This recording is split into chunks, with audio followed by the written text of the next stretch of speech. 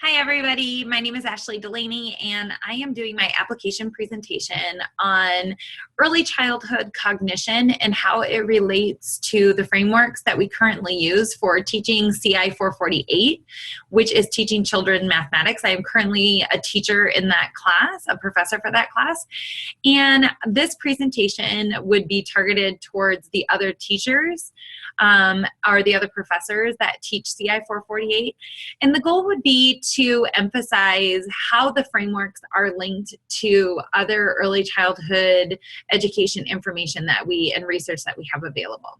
So I'm going to actually share my screen with you now so you can see the PowerPoint. So I gotta go back to the beginning, sorry about that. So the title of my presentation is Preparing the Next Generation of PK3 Educators, Teaching Early Childhood Mathematics for Understanding and Skill.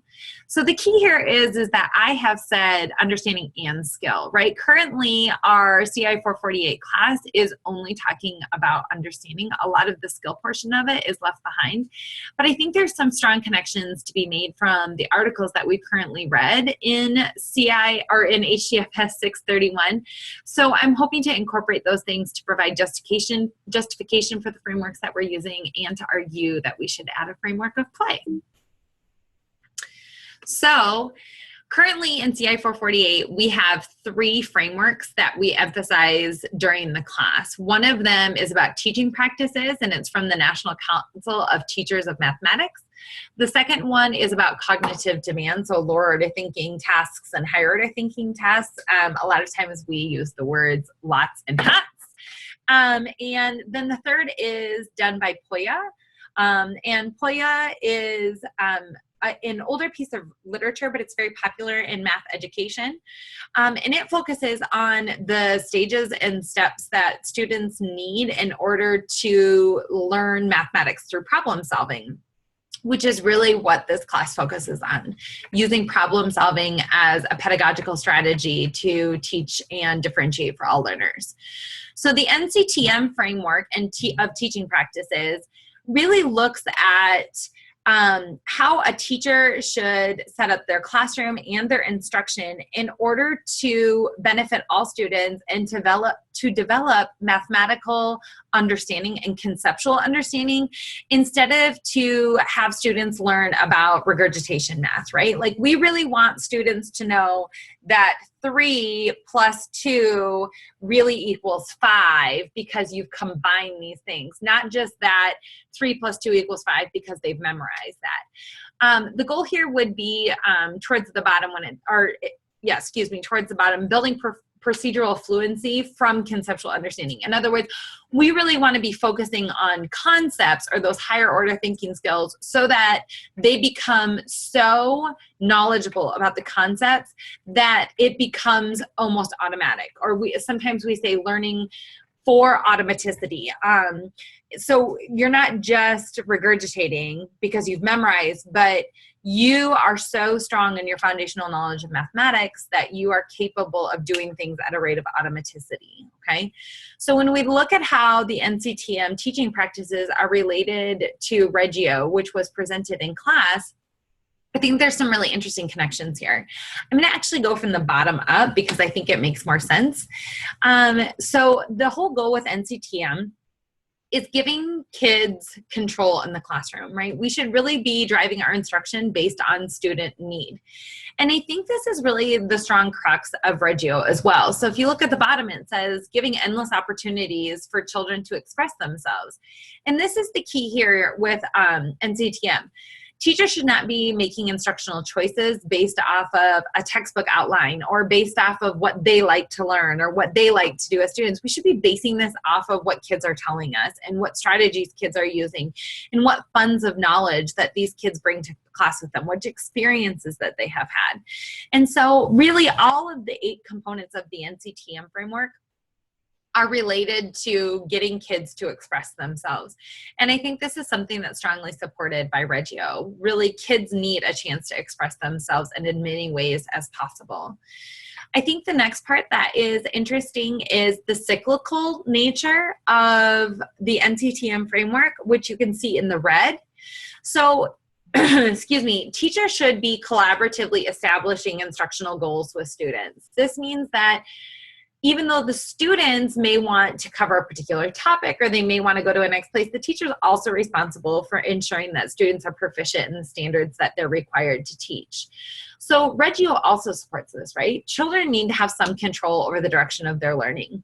And I think both NCTM and Reggio are advocating for students to have a voice, right? They should be able to say, look, this is really what I'm interested in, and we're talking about math.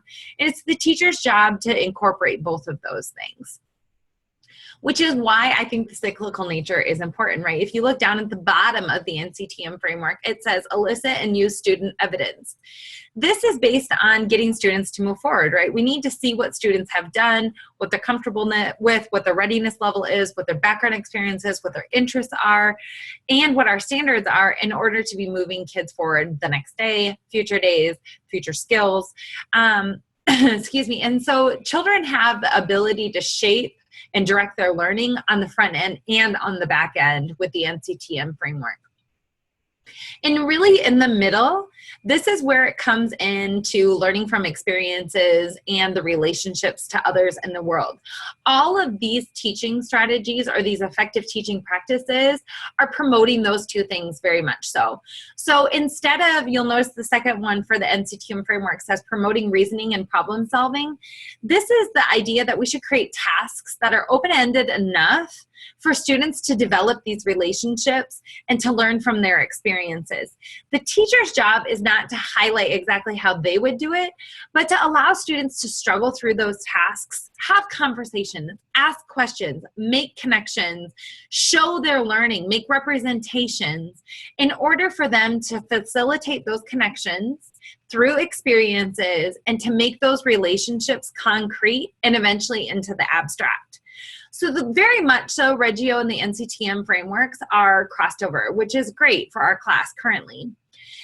When we look at the levels of cognitive demand framework in 448, we really spend an enormous amount of time focusing on higher level demands and our higher level orders of thinking versus our lower levels of demand.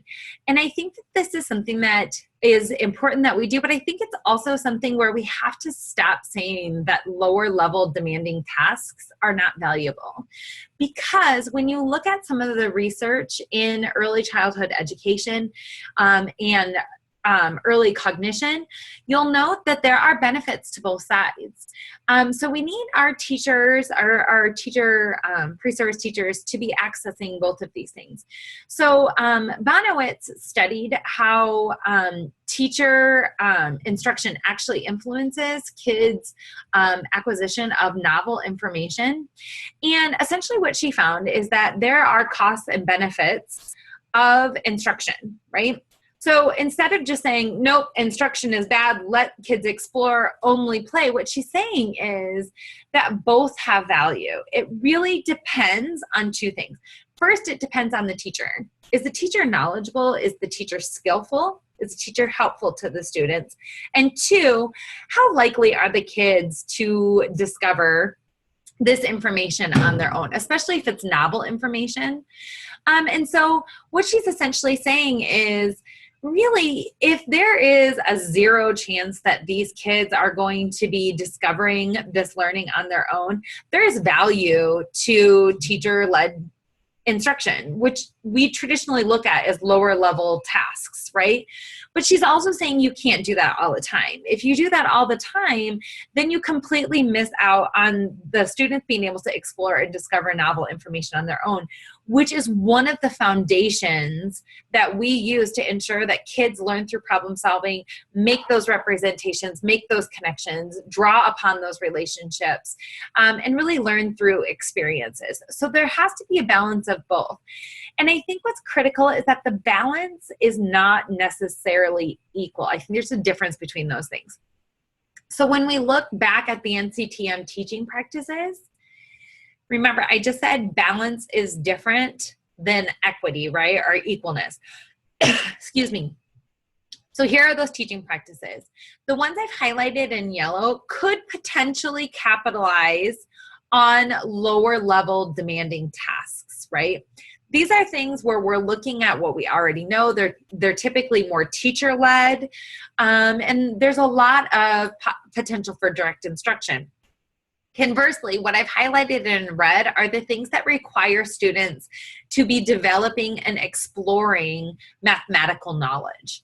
So when we look at the idea of balance, what I mean by that is there's a time and place for lower demanding tasks as well as higher demanding tasks.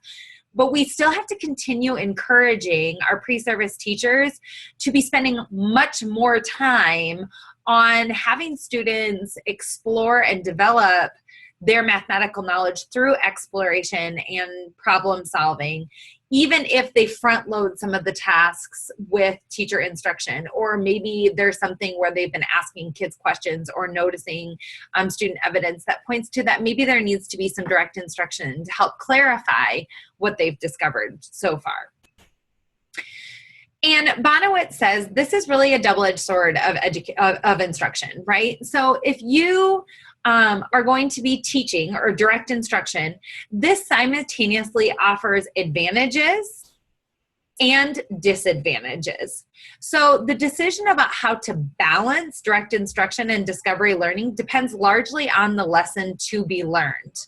So when I want to talk to my pre-service teachers, I really want to highlight to them, they need to be looking at what kids are capable of doing while also teaching what others have done. So how do we find a balance between providing foundation for kids and learning from those who have come before us and moving forward to construct our own knowledge? And this is how you avoid that double-edged sword of instruction, right? You offer both ways for students. So Poya gives us some insight on how to do this because he really focuses on the 4 steps or the 4 stages of teaching through problem solving. So the first step is understanding the problem, and this is part of instructing students. So we're looking at the problem that we've been giving, right? What's it asking us? What are some things that we're trying to find in this problem? What are the unknowns? What information do we need? So this is really deconstructing the problem. And a lot of times teachers have a strong influence in this process because kids need help just understanding the problem. In fact, this is the stage that most kids get lost in. They just don't actually know what the problem's even asking for, right? But step 2 is this learning from the generations before us. When we teach kids how to problem solve, we're not telling them what to do, but instead we're providing some previously used strategies that others have found beneficial. That doesn't mean that there aren't strategies out there that are undiscovered that they can contribute, but there are choices here. There are ways that people have learned and used mathematical plans in order to problem solve. Excuse me. However, step 3 and step 4 are very student reliant. We're asking students to implement their plan. Maybe they have to sidestep or modify their initial choices in their plan in order for it to make sense. We're asking kids to learn from their experience. Okay, I tried this, it didn't work, now I have to try this. I tried this, and it doesn't work. Maybe there's something new that I should be trying. These are fantastic ways for students to learn from their experience and make relationship among previously attempted strategies. And the key here is step 4. This is the metacognitive step. We're really asking kids to reflect on their learning by looking at the original problem and their solution and their strategies to see if it made sense, to see if there was a more efficient way of doing so. We also are asking students to reflect on how other students have solved the problems. So I think Poya is closely integrated and closely aligned to what Bonowitz is saying about how we can get students to learn both through instruction and on their own exploration.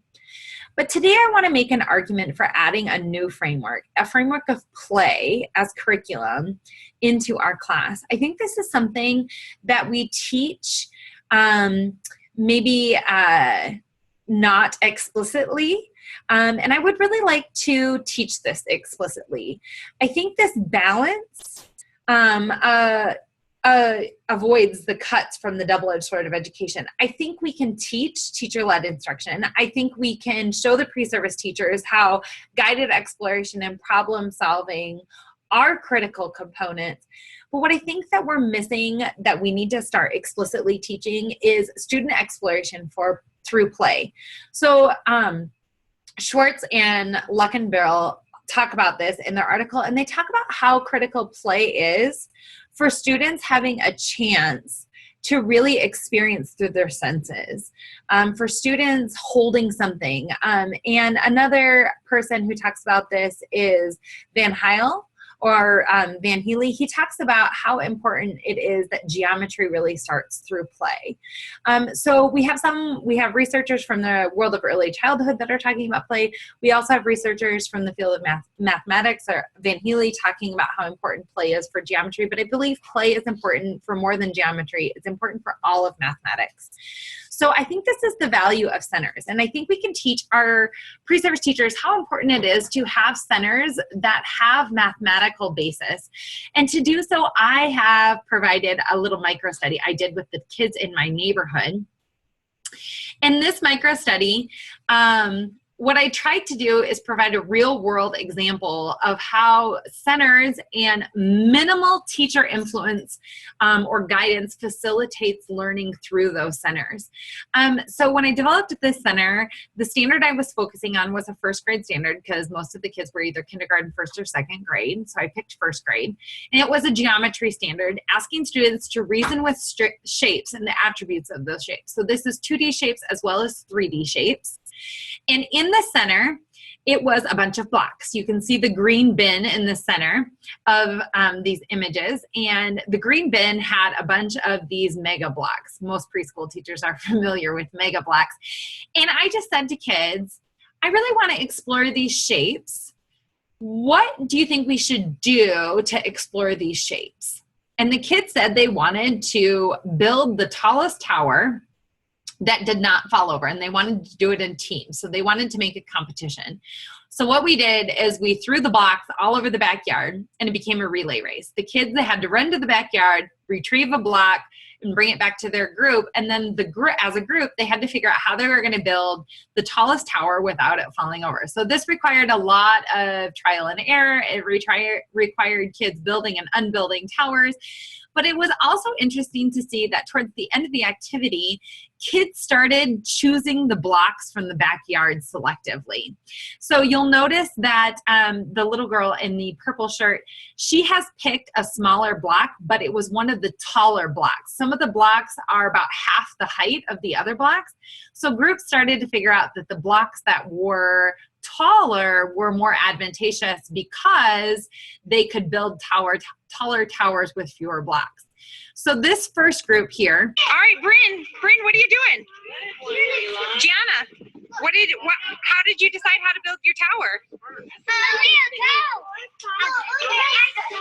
How'd you decide how to build your tower?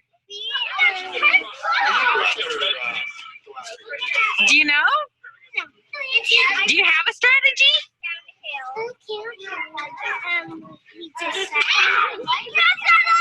Remember, you want the tallest tower possible. What could you do to make the tallest tower possible? So you'll notice that first group really didn't have much of a strategy. This was right as the game or the center was starting. They really didn't know what they were doing. They were grabbing as many blocks as they could and furiously plunking them into the tower, right? So there wasn't necessarily, they hadn't thought about the task, right? So as I'm talking about centers, I am asking probing questions. I am reminding kids of what the task and the goal is, but I'm trying very hard not to tell them what to do. But I did definitely indicate that there should be a strategy. So the second group that I'm showing you, this is the middle of the task, okay? So they have now been working on this task for about 10 minutes. All right, you guys, what's your strategy to build a tall tower? How'd you decide to build it like that? Okay. You'll notice she just switched that block to the bottom. Because if you build it if you just keep going like this, like layers, it's taller like this instead of. How come the orange one's on top? Because it's a one and we don't if it stacks on top, Oh, good strategy. We'll see if it pays off. All right, you guys, what's your... So you'll notice that the kids have learned very quickly that the base number of points that stick up matter, right? Like if you have more points on the bottom, those are more stable bases. So this group has a second grader and 2 first graders in it. And the group that was neighboring to them hadn't developed quite the strategy. However, the group that was next to them overheard this conversation that I was having with them. And so the next video is what these kids then ended up doing after hearing it. This relates back to the Bonowitz conversation where she said, kids pick up on the learning of other kids, right? They learn from the instruction of other kids that they perceive to be similar to them. So this group here is next to the group that we just watched, and this is what they have done moments after they just heard the conversation that I had with the second group. What's your strategy to build a tall tower? Oh, she wants lots of blocks. Why'd you put the orange one on the bottom? So it stabilizes. Interesting. So they have already picked up on this idea that we need to have our thickest block on the bottom, otherwise it's not stable, because that's what the second group has done.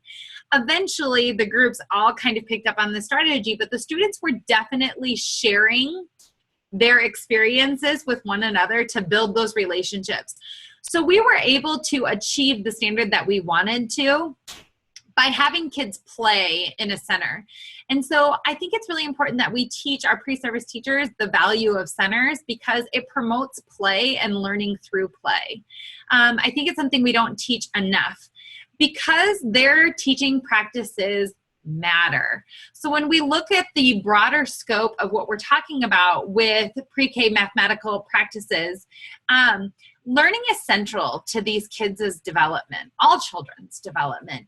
And so our instructional practices matter because we're not just talking about the development of these kids' mathematical knowledge. We're talking about the development of these kids as a whole, right?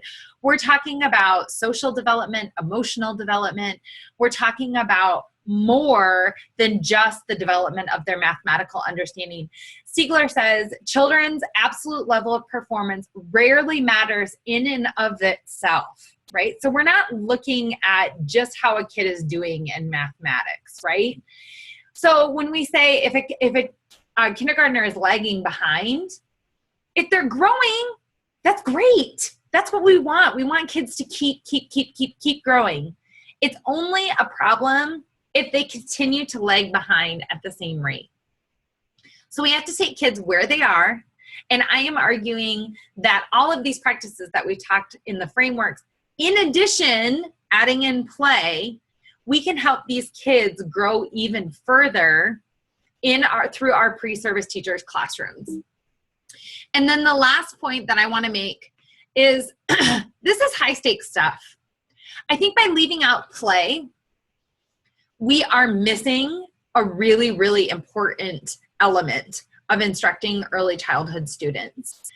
In the Fox, Lovett, and Nelson article that we read, he also cites some additional authors there, but he says educational and environmental enrichment of preschool children from impoverished economic settings has been shown to improve cognitive measures through early adulthood. So we're not just talking about learning the attributes of shapes like in that center. We're talking about having an enriched environment that changes how these individuals function all the way through adulthood. This has economic imperatives. This has cyclical familial imperatives. So this is long-lasting results, right?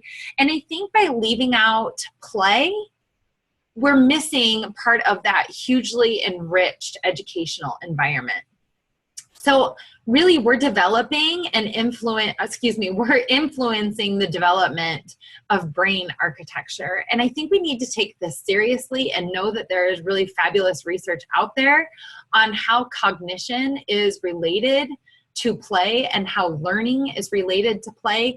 And I think we need to take a step back and say, great, the frameworks that we currently have are fabulous. We like them, they're working, but we need to also consider adding in and explicitly teaching the pre-service teachers the benefits of play in their classrooms.